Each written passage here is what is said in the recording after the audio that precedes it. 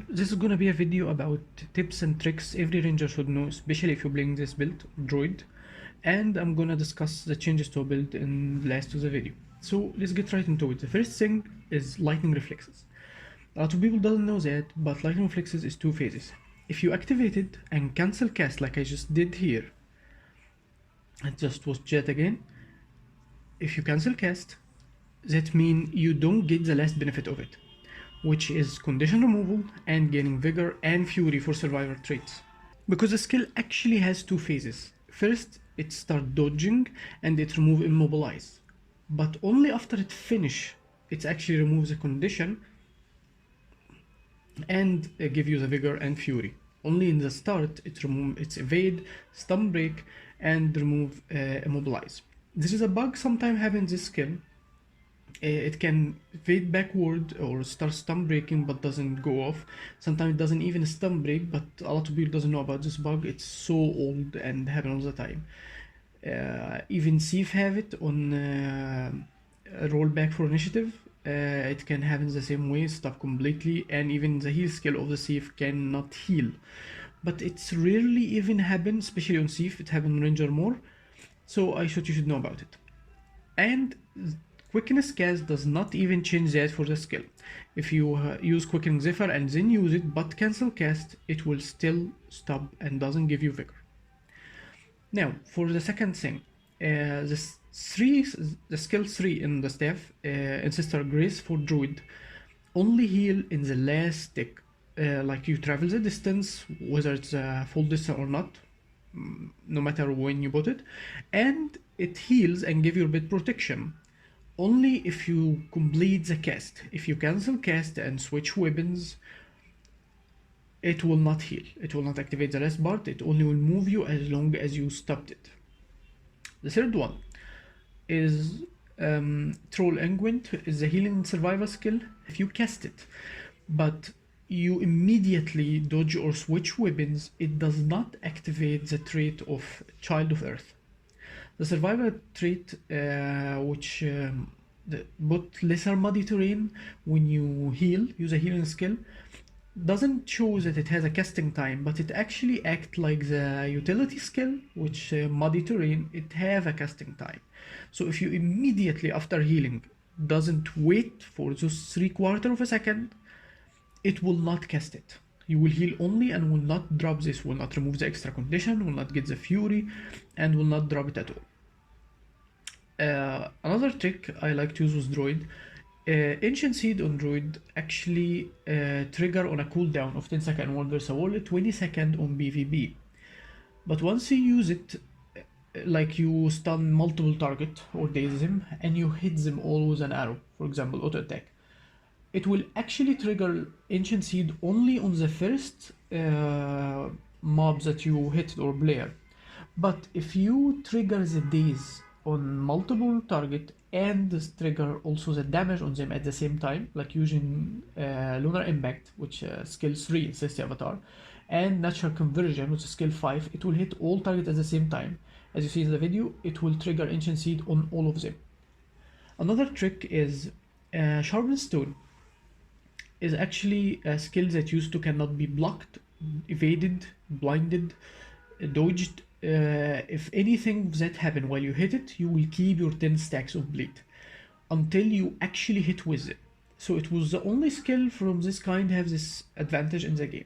It got changed, so now it can be dodged, it can be invulned, and it can be blinded, but it cannot be obstructed or outfringed. So you can still keep some of that strength, but it's not as the same as it was.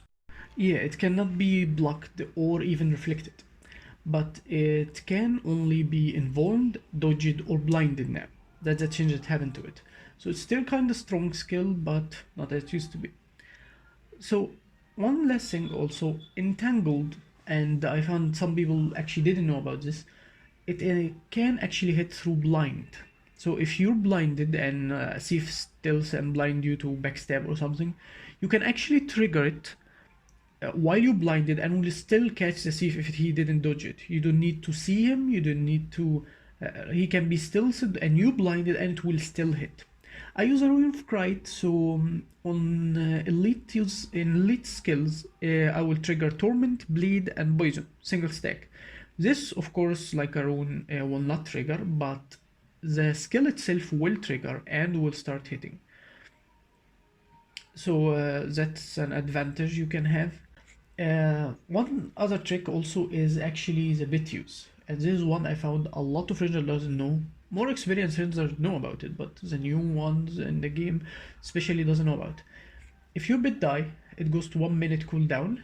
If you have less cooldown for bit swap, it's actually I guess 45 or something, or 40. Anyway, that's not the subject we're talking about. The thing is, if you um, get on Warclaw, mount up, and your bit's dead, it will reset the cooldown of bit swipe. It will bring both your bits back alive, and you don't have to wait for seconds or the bit getting revived this time. Nothing. And also, if you switch it bit, you have 20-second cooldown or 15 on less cooldown. You will bypass this entire time, as you see in the video, by mounting up. The second thing, if your bit is dead and you don't have mount, there's another trick. If you didn't switch bits, you can actually make your bit go passive using the blue arrow and will immediately revive him. You can get him up and full health immediately without waiting or anything. So the last thing I want to discuss actually have to do with build changes. Quick shot.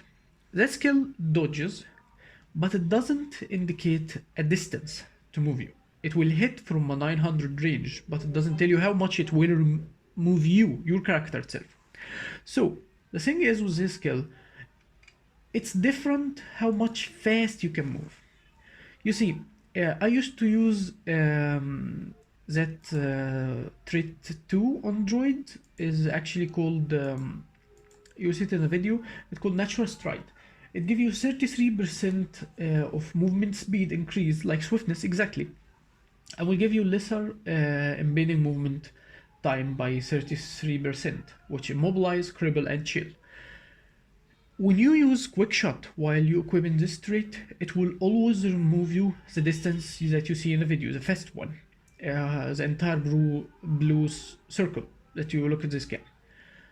But if you remove it, exactly if you have swiftness from the skill itself, that means if you don't take that trait and you take something like Celestial Shadows, which I'm running right now, all the time probably, you will actually, the first hit, if you don't have swiftness, will move you less. As you see, it's not the same distance. Once you have swiftness, if you keep it most of the time through the skill 3 and weapon swipe, because of the trait Tail of Wind, it's a minor on skirmishing, the first minor, you will move the same distance. Second thing, when you run Celestial Shadows, you have access to super speed through Celestial Avatar. Once you leave Celestial Avatar, you have 3 seconds of super speed and stealth. Super speed will move you a lot more, a higher distance actually. So if you can actually use it right in a fight, you can get advantage from this. But if you fight something like a Necro that can corrupt your swiftness, since you're using Celestial Shadows, so you don't have any movement speed now, you even move slower with Cripple. That will make the distance is really small. You still trigger the dodge, you still evade, nothing changed, but you will be still in a cleave point or an AoE damage, so it doesn't move you that much. And just a different advantage between having Natural Stride and having Celestial Shadows. In Natural Stride, you would be better against embedding movement, which immobilize and chill and cripple. If you've been following me for a while, you would know that I think immobilize and chill are kinda one of the worst condition you can get on that build.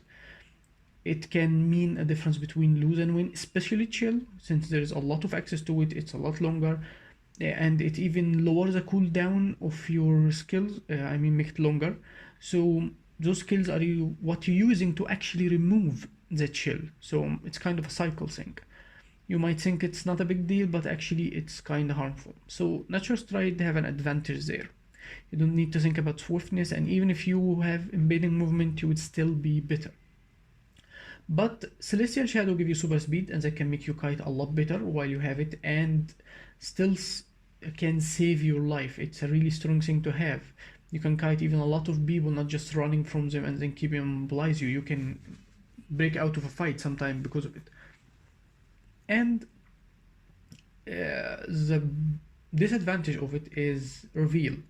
If you fight a dragon hunter, a holosmith, a revenant, you don't really get the advantage. Even worse, those can immobilize you, cripple you, and chill you. Uh, kind of. Dragon hunter can cripple a lot.